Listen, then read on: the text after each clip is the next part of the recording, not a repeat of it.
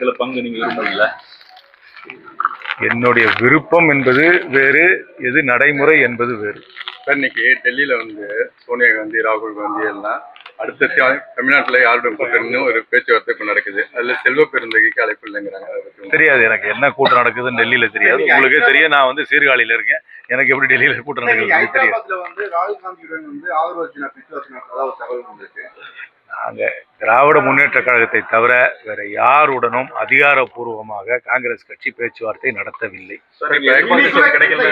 காங்கிரஸ்க்கு காலக்கெடு கொடுத்திருக்காங்க திமுக, திமுக காங்கிரஸ் காலக்கெடு கொடுத்திருக்கு தொகுதி பங்கீடு சம்பந்தமா. சிவபெருமான் என்ன நினைக்கிறாரு அது நடக்கும். இப்ப தாவேக்கு குறைத்து மதிப்பிட முடியாதுன்னு கிறிஸ்தவ சொல்லியிருக்காரு. அதை பத்தி நானும் அதை முன்னாடியே சொல்லியிருக்கேனே. அவங்களுக்கு ஒரு பிரபலமான நடிகர், அவருக்கென்று ஒரு ரசிகர் கூட்டம் இருக்கு. அந்த ரசிகர் கூட்டமே ஒரு ஆதரவு கூட்டமாக மாறலாம். அந்த ஆதரவு கூட்டம் ஒரு வாக்கு வங்கியாக மாறலாம். ஆனால் அந்த வாக்கே சீட்டா மாறுமான்னு என்ன கேட்டீங்கன்னா ஒரு கேள்விக்குறி தான் சொல்லுவேன். தொகுதி பங்கீடு சம்பந்தமா காங்கிரஸ் எந்த அளவுக்கு பேச்சு, எந்த அளவுக்கு கேட்குது? தொகுதி 25 சீட்டுக்கு அதை நான் குழுவில் இல்லை. அதை இங்க பேச முடியாது.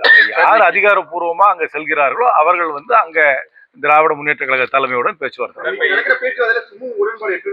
அதுதான் எங்களுடைய நம்பிக்கை.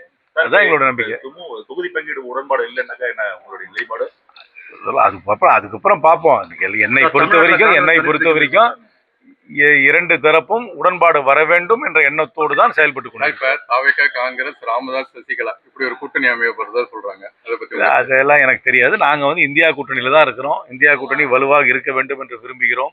என்னை பொறுத்த வரைக்கும் இந்தியா கூட்டணி தான் வெற்றிகரமான கூட்டணி.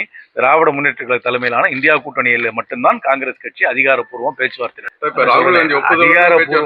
அதிகாரப்பூர்வமாக காங்கிரஸ் கட்சி திராவிட முன்னேற்ற கழகத்துடன் மட்டும்தான் பேச்சுவார்த்தை நடத்துகிறோம். ராகுல் காந்தி ஒப்புதலுடன் பேச்சுவார்த்தை சொல்றேன். அதிகாரப்பூர்வம் சொன்னாலே கட்சியில் அதிகாரப்பூர்வமா தானே பேச்சுவார்த்தை நடத்துவோம். அது செல்வ பெருந்தகை பங்கேற்கலையே சார்.